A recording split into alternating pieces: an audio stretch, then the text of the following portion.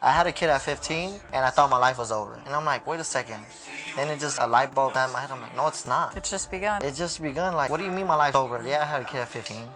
And you know what it is, what it is. I'll make sure we do things together, or I'll provide whatever it is that they need. But you always got to make that time. There's always time. No matter how busy you are, sometimes we're workaholic and we're mostly focused on providing because we're parents.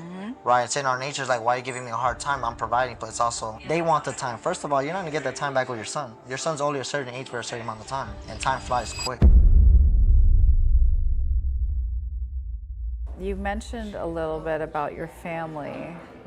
Do you feel comfortable sharing your story? Because it is a really unique story, and you have overcome quite a bit to be this successful at only 28.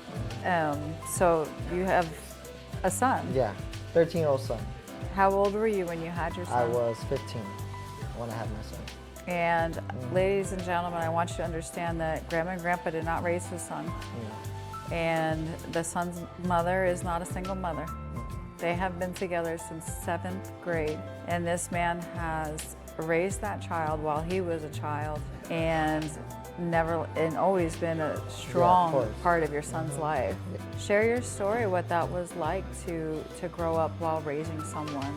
It was tough because I didn't really get to enjoy things, right, that I wanted to, but now that I look back at it, it's like there was nothing to enjoy. I enjoyed everything that I kind of wanted to because I had a kid at 15 and I thought my life was over. And I'm like, wait a second. Then it just, a light bulb snapped in my head. I'm like, no, it's not. It's just begun. It's just begun. Like, what do you mean my life's over? Yeah, I had a kid at 15. And you know what it is, but I'm gonna be a young dad. My life isn't over. It's gonna be over when I say it's over. And I'm gonna choose to do something more than just settle for the bare minimum. You know, I took risks because I wasn't happy with what I was doing. Yeah, I can do these things, but I feel like when me as a son, and I have a dad, I've seen my dad work a lot, and my goal is to be better than my dad. Not like make more money than him, just to be a better dad, a better person, or maybe do something else. Because there's a lot of people that have businesses and all their sons do is just take it over, which is cool. Yeah. But case scenario for me, that's not something I wanted to do. I wanted to build my own legacy. Your dad's my in own business. construction? Yeah, construction. Okay. So I wanted to build my own business, my own legacy, where it's kind of like I got into something new and I started from scratch, right? And I had a kid at 15. So there's no excuse why somebody else couldn't do it, right? It was tough. Kid at 15 changed my life. Would you say it's part of the reason why you are so driven? I think it is because I started doing a lot of things at a young age, right? I had to mature, I had to grow up, I had to provide, and I had to work. And the type of work that I was doing was like labor work, construction work, like if I was already older, right? But I still had to provide. I had these responsibilities. But I still made mistakes and I learned, but it helped me grow up fast because I'm 28 years old and sometimes I talk to these 28-year-olds that have no kids and it's just like, I can't believe you think like that. Yeah. You know, talk like that. And it's just, it gave me a reason outside of myself because me, it could just be all about me. I'm selfish. I could be myself and you know, I don't have to worry about a kid, do X amount. And now I'm living for my son and I gotta provide for him and set an example. So I can't be out here messing around my time, wasting my time or not making money because I have to provide. And if I don't, then what kind of life is my son gonna live? Not just me, but what kind of life is he gonna live, right? My dad did a good job by himself providing a good life. So there's no reason why me and my wife, we can't do that for our son, right? He comes from a first generation, didn't go to school, made it happen by any means necessary, put us in good schools. So what do I look like not being able to do the same or even more? It's incredible. When I first had the pleasure of meeting Ruben, we were at the Deal Summit and he shared with me what, you know, his life was. And, you know, I just was really impressed because I'm 42 years old and I sometimes meet people on these dating apps because I'm single. And they'll be like, oh, I don't really talk to the kid's mom. And you know, I just send the kid money, and you know, I always look at them a little differently. Because it tells you about your character. And for you, it's like, yes, you make the money, but you put the time into your family, into your wife, and into your child. And I think it says a lot about who you are that you do both.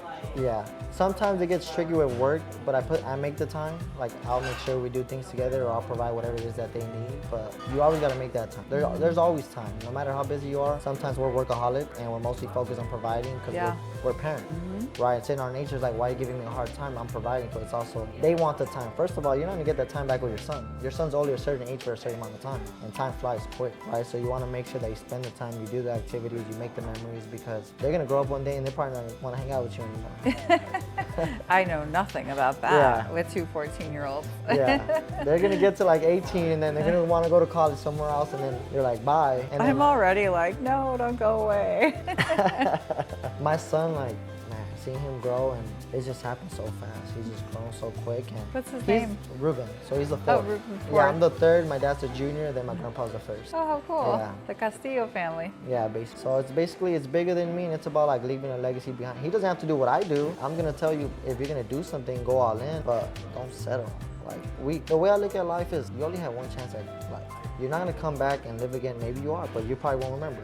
Yeah. But what are you gonna leave here, right? There's people that pass at young age. People pass every day, and those people are doing something and now they're not here, right? So what do you look like actually having a full chance at life and not doing anything with it? So I have one last question for you. 3 years, so what is Ruben doing March 20th, 2028, 3 years from now? 3 years from Tell us what you're up to. now. 3 years from now, probably doing 100 deals a year. Okay. Flipping properties, diving into retire my dad for sure, and then basically start a construction business where I mostly focus on ADUs to help people either offset their mortgage or basically just help them out in any way that I can. Yes, we're gonna make money on the construction side, but how can we help you with your problem, right? Either converting ADUs, building them from the ground up, and then eventually getting probably to the commercial space. Awesome. And Ruben the fourth, will he be getting his license because he'll be 18? I don't know. I think this business is for people that if you do excel in it, you have to be built kind of different. You have to have a hard upbringing. And unfortunately for my son, it's been tough for him because obviously I was a young dad and he had to go through a lot of things as well. But I don't know. I think for me, it's just, you got to find out what you really want to do. Yeah. You know, I thought I was going to be a pro soccer player. You know, I was in it 15 years. Who's that's all I knew. Who's your favorite team? Real Madrid. Okay, yeah. cool. So that's what I thought. And then once I had a kid, You're going to be hanging out with Messi? Ronaldo. Oh, sorry. Messi.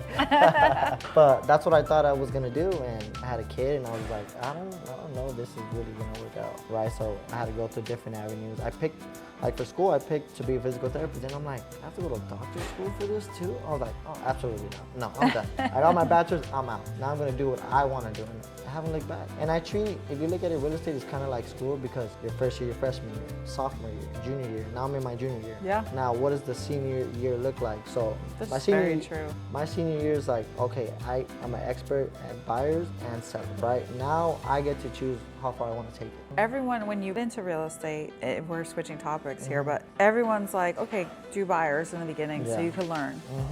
And then once you get good at it, they tell you, okay, now you do sellers. And at that point, you're supposed to just move on to like sellers at scale, builders, stuff like that. And I love that like your heart is into helping buyers, and you're like, maybe that's not what I want. Maybe I'll scale my buyer's business some other way. Yeah, and I've also seen agents like Lindsay Harn, who's dominant buyer's agent. She's like the #1 wherever she does business at. I saw her speak. I saw Neil Wyko speak, right? Yeah. So I saw these people, like, she became such a dominant buyer's agent that she made a transition, but she's like, hey, don't forget that I still do buyers. Like, I'm an expert at this, now I became an expert at this, now I do both. And now anybody that even thinks about doing any type of real estate transactions in that city or county, they know who to go to. So that's what I want to do where I'm at, right? That's awesome. And I think sellers are amazing too. I mean, I love it too because I have great experiences, and obviously you want to do right by the sellers because they paid that mortgage for such a long time, Yeah. right? And they're trusting you with their hard-earned equity, right? And your job is to get them the X amount of most, but also make it a pleasant experience. Not like we're selling your house and this is what it is. No, it's like, let's see what we can do to get you the most amount of money, because a lot of people, most of the time, that's their retirement money. Yeah, that's what they have. That's true. That's their retirement money. Yeah. A lot of people get old and they're moving back in with their daughters because they're by themselves. There's no point in having this big house all by themselves, right? So you want to do, most of the sellers are older, right? Buyers are a bit younger age, but you're there to do a job and to fulfill their needs and provide a good service. But they recommend you, right? So you don't have to continue to grind like if you just started yesterday. Yeah.